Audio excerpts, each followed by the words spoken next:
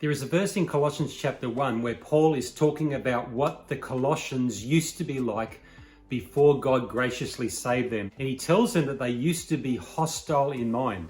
Yes, they used to be hostile in their thinking, and that is towards God. And it's a really apt description of humanity, that in our natural state, we come into the world outside of the family of God, not born as friends of God.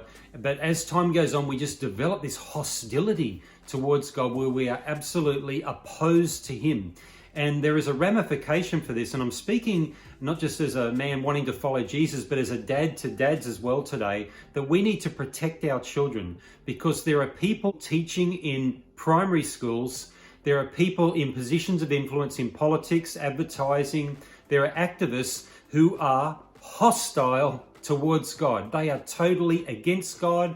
They are haters of God. They are haters of Christianity. They hate the Bible. They hate God's plans for gender and sexuality and family, and they are for sexual perversion. And some of these people are in positions where they are educating a generation of children, and they are seeking to influence children. For example, there are people, at Channel 9, people in the ABC, people in Netflix, people in Disney, people who are hostile towards God. And so as dads, we need to make some decisions. And we need to decide, what am I going to let screen on the television in my home? What am I going to let my child read? Where's my child going to get educated? How much checking am I going to do about what's being taught? Because we have to see ourselves as guardians under God of our children, very much aware that there's a spiritual battle going on, and there are people out there in media, in education, in the entertainment industry who are hostile towards God. Just recently, Martin Niles of the Australian Christian Lobby described Hollywood as a den of iniquity. Yes, there certainly is just a lot of sin and a lot of depravity in these places. It is very inappropriate that we be calling these people stars, because there's nothing radiant about them. There is so much darkness in their lives, and yet these are some of the people whom children and young people look up to.